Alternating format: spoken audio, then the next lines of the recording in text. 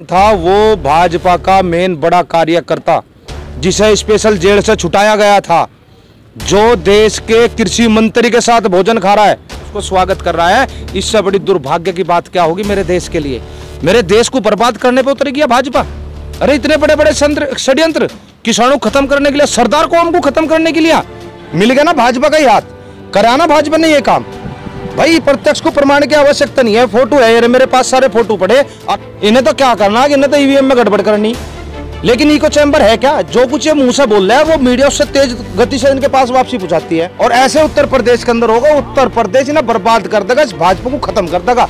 जितनी गंदी पार्टी, जितनी गिरी हुई, बिल्कुल मानो एक रंडी के तरीके की रंडी ऐसी पार्टी है या जिसने इस देश को बर्बाद कर दिया। अब सोचो ना, जो इस सरकार के खिलाफ आवाज उठावेगा उसे ये बाहर कर देंगे, उसे बर्बाद कर देंगे। ये तानाशाही पे चल रहे हैं, बिल्कुल हिटलर है, हिटलर। और यह हिटलर शाही देश के अंदर नहीं चलेगी। दंगा करा दो, सिख वर्सेस हिंदू करा दो, हिंदू मुस्लिम करा दो, दंगे करा दो, यही प्रयास था। उसके तो लड़के को ऐसे बैठा रखा है जैसे उसका जमाई हो, बड़ी इज्जत के साथ पुलिस प्रशासन लेके जा रहा। जहां से कॉन्टेक्ट है ना, वो कॉन्टेक्ट है शाह से, अमित शाह से।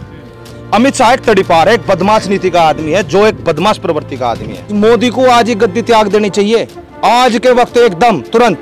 भाजपा का आदमी गांव में जाकर वोट नहीं मांग सकता।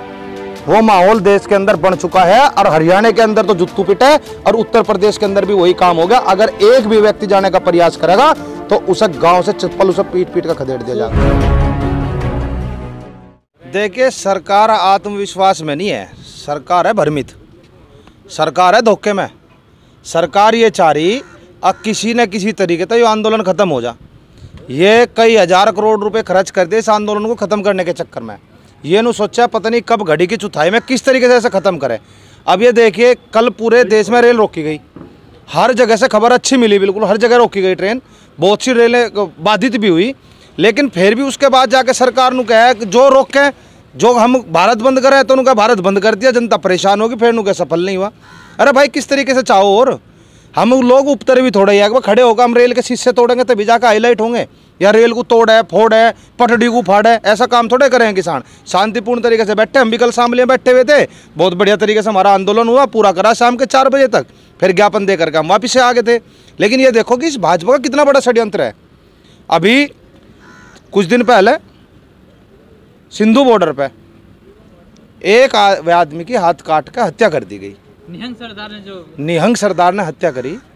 हम भी कह रहे थे भाई चलो ठीक है, धर्म का अपमान नहीं होना चाहिए, गलत बात है। किसान संयुक्त मोर्चा ने उससे अपना हाथ हटा लिया था। लेकिन ये देखो आज जो फोटो आ रही है, सेम जो कांड इन्होंने 26 जनवरी को करा था, वही कांड दोबारा दोहराया गया। जू का तू वो का वही एपिसोड, जू का तू। क्योंकि जो आदमी है, जो वो निहंग था, वो भाजपा का मेन बड़ा कार्यकर्ता जिसे स्पेशल जेल से छुटाया गया था, जो देश के कृषि मंत्री के साथ भोजन खा रहा है, जो देश के कृषि मंत्री के साथ बैठ करके हंसी मजाक कर रहा है, जो देश का कृषि मंत्री उसके गले में पटका पहरा करके उसको स्वागत कर रहा है। इससे बड़ी दुर्भाग्य की बात क्या होगी मेरे देश के लिए। मेरे देश को बर्बाद करने पर उतरेगी भाजपा। अरे इतने बड़े बड़े षड्यंत्र किसानों को खत्म करने के लिए, सरदार को हमको खत्म करने के लिए। और कैसे मूर्ख है आदमी जो सरकार के चक्कर में आकर अपनी जात बिरादरी के साथ भी धोखाधड़ी कर रहे हैं। ये तो अफसोस की बात है, सितम की बात है। ऐसा तो नहीं होना चाहिए ना। अगर भाजपा अपना इतना स्तर गिरा देगी, अगर भाई किसान आंदोलन को खत्म करने के लिए साम दाम दंड भेद हर चीज इस्तेमाल करेगी, एक अपराधी को जेल से छुटा करके पूरा षड्यंत्र बनावेगी और षड्यंत्र बना के आंदोलन को खत्म करने का प्रयास करेगी, ये तो देश का दुर्भाग्य है। बॉर्डर का जिक्र किया, इतनी बड़ी घटना वहाँ सिंघू बॉर्डर पे हो गई, लाश लाके टांग दी गई बैरिकेडिंग पर। किसानों संयुक्त मोर्चा ने कहा हमसे कोई लेना देना इससे नहीं है। क्या वहाँ इतने सब किसान तो उनको पता भी नहीं चला इतनी बड़ी घटना हो गई? देखिए, मिला तो नहीं ना, किसानों का हाथ मिला तो नहीं उसके अंदर, मिल गया ना भाजपा का ही हाथ। कराना भाजपा ने ये काम। भाई प्रत्यक्ष को प्रमाण की आवश्यकता नहीं है, फोटो है यार मेरे पास, सारे फोटो पड़े। और आज सोशल मीडिया पे पूरे एक्टिव हो रहे हैं फोटो। मनोहर लाल खट्टर जो होम मिनिस्टर से मिले थे, वो उसी का बोल नहीं रहे थे 4-5 दिन भाई उन्होंने तो मनोहर लाल खट्टर ने क्या काम करा? मनोहर लाल खट्टर ने तो कहा अपने किसानों को जाकर के कह लो तुम एक काम करो, लाठी डंडू का तेल लगा लो तो इनके जैसे बन जाओ। आज क्या काम हो रहा? आज उत्तर प्रदेश का किसान अगर अपनी धान को लेकर के हरियाणा में जा रहा तो जानबूझ के पुलिस प्रशासन से उस किसान को रोका जा रहा। क्यों रोका जा रहा? अगर भाई नू पता लगा कि हाँ ये कानून ठीक थे, पूरे भारत में कहीं भी बेच सके थे। अगर ये कानून लागू नहीं है तो उत्तर प्रदेश का आदमी हरियाणा में जाकर धान नहीं बेच सकता। अरे हम सारे जीवन तो हरियाणा में वहाँ जा जाकर बेचा, आज यू कहाँ तो नया कानून आ गया, कहाँ तो पुलिस रोकने लगी आज के टाइम भाई बताओ। और आज किसान इतनी बुरी तरीके से मरा, जिस तरीके से बारिश हुई है, बरसात होकर के जो किसान बर्बाद हो रहा है आज के टाइम, चौड़ा मुंजी सब बर्बाद होगी किसान की। कहाँ है सरकार? किसान के बारे में तो सोचना ही नहीं ना इन्हें। इन्हें तो अपनी सत्ता को कैसे रखना स्थापित, इन्हें ये सोचना। 5 राज्यों में विधानसभा चुनाव है, 5 राज्यों में विधानसभा चुनाव है। उत्तर प्रदेश सबसे बड़ा प्रदेश माना जाता है और कहते हैं संसद का द्वार उत्तर प्रदेश से खुलता है। आपके हाँ। किसान आंदोलन का असर वहाँ कुछ पड़ेगा? क्योंकि सरकार बड़े आत्मविश्वास में है, मुख्यमंत्री का कहना है कि 350 प्लस आ रही है। क्या लगता है? देखिए सबसे बड़ी चीज क्या है, लोकतंत्र में जनता की बहुत अहम भूमिका है और देश का राजनीतिक नेतृत्व कैसा होना चाहिए उत्तर प्रदेश तय करता है। भाई संसद भवन में कौन बैठेगा ये उत्तर प्रदेश तय करे। लेकिन आज जो है सरकार बता रही ना 300 प्लस और 400 प्लस और 500 प्लस, ये बकती फिर है ना, यह सरकार इको चैम्बर में फंस चुकी। इन्हें तो क्या करना है कि इन्हें तो ईवीएम में गड़बड़ करनी। लेकिन इको चैम्बर है क्या? जो कुछ ये मुंह से बोल रहे हैं वो मीडिया उससे तेज गति से इनके पास वापसी पहुंचाती है। आपने देखा होगा प्रत्यक्ष प्रमाण की आवश्यकता नहीं है।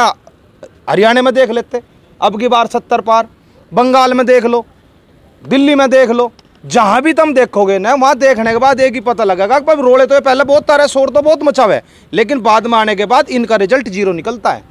और ऐसे उत्तर प्रदेश के अंदर होगा, उत्तर प्रदेश ना बर्बाद कर देगा, इस भाजपा को खत्म कर देगा।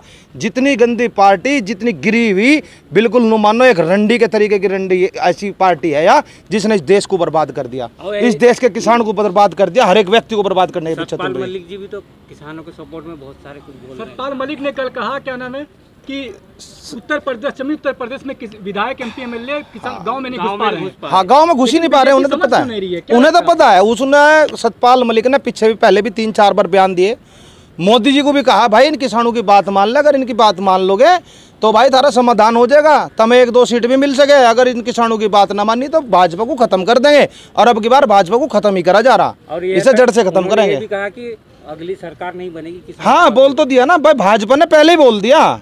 वो सतपाल मलिक क्या है, किसानों का हितैषी है, हमारे बीच में निकल कर गया हुआ है। लेकिन बात यह है कि जो भाजपा के बाकी नेता है वे कितने मजबूर है, वे कैसे बन चुके हैं, वे तो बिल्कुल बर्बाद हो गए, वे तो बोल भी नहीं सकते, उनकी तो अभिव्यक्ति की आज़ादी चली गई। एक आदमी ऐसा तो है कम से कम बोल रहा, आडवाणी बोल रहा था, एक बार उसे दबा दिया। वरुण गांधी बोल रहा, उसे भाजपा से बाहर कर दिया, ठीक है, उसकी मां को बाहर कर दिया। अब सोचो ना, जो इस सरकार के खिलाफ आवाज उठावेगा उसे ये बाहर कर देंगे, उसे बर्बाद कर देंगे। ये तानाशाही पे चल रहे हैं, बिल्कुल हिटलर है, हिटलर। और यह हिटलर शाही देश के अंदर नहीं चलेगी। लखीमपुर हादसे के बाद जब वहाँ पर मुआवजा दे दिया गया, जो किसान मारे गए वहाँ पर, तो क्या और क्या मांगे हैं आपकी वहाँ पर, क्या होना चाहिए? देखिए उस दिन लखीमपुर खीरी में भी गया था टिकैत साहब के साथ। जब वहाँ गए हमने सारी चीज़ देखी। भाई सरकार का क्या मामला था, दंगा करा दो, सिख वर्सेस हिंदू करा दो, हिंदू मुस्लिम करा दो, दंगे करा दो, यही प्रयास था। और यही प्रयास आज्ञा कर रही है सिख वर्सेस हिंदू करने का। और पहले से भी कहा इन्हें तो खालिस्तानी का भी नाम दे, हमें आतंकवादी का नाम दे। अब सबसे बड़ी बात क्या है, आज के समय जब उस दिन हमने वो फैसला करा था, उस दिन एक बात हुई थी कि उसके बाप पे 120B का मुकदमा दर्ज होना चाहा, डैनी पे, जो गृह राज्य मंत्री। और उसके ऊपर जब मुकदमा दायर हो गया तो वो पद पे कैसे बैठा।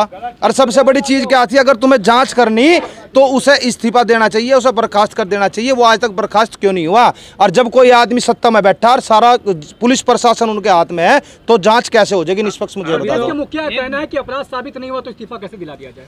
भाई मुझे एक बात तो बता, अगर मैं कोई अपराध करता हूँ और मेरा बाप किसी पद पे बैठा और मेरा बाप न चाहता है मेरी निष्पक्ष जांच हो, पद त्याग देगा। पद कौन दोबारा नहीं मिलने का? पद तो दोबारा भी मिल सकता है।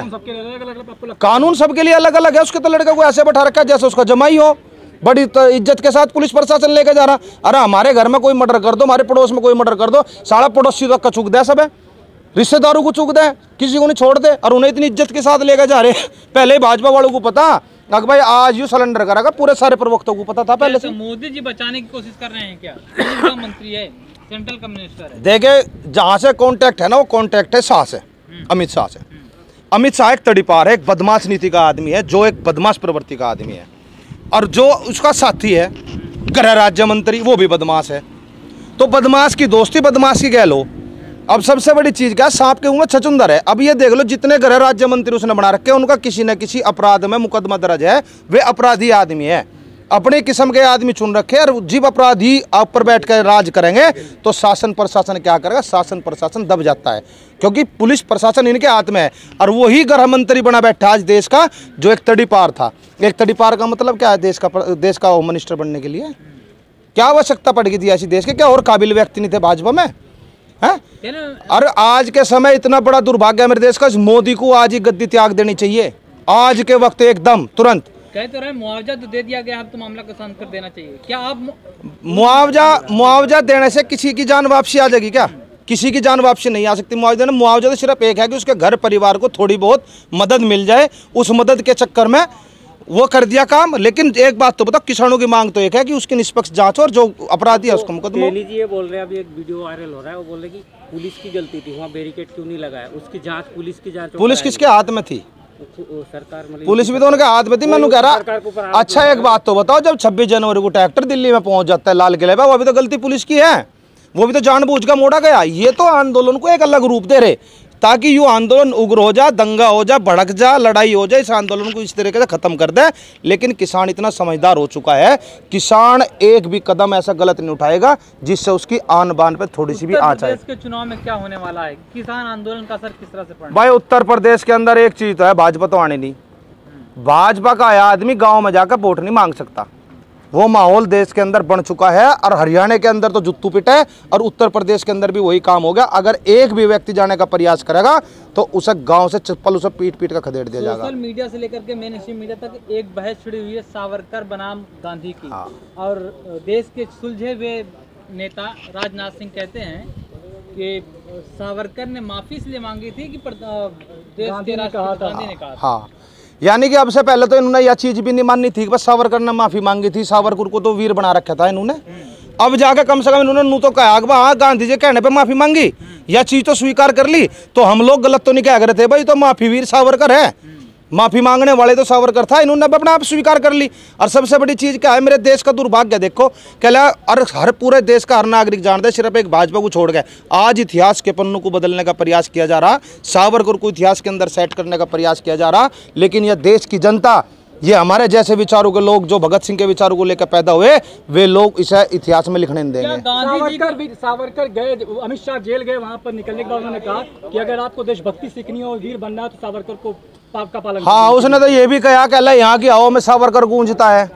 भाई सावरकर ने जी माफी मांग ली, माफी मांगने के बाद में जो क्रांतिकारी लोग थे उनकी मुखबरी करा था, और उनकी मुखबरी करने के उसे पैसे मिले कर 60 रुपए पेंशन मिले थी उस टाइम, और उस टाइम डीएम को मिले थी 40 रुपए।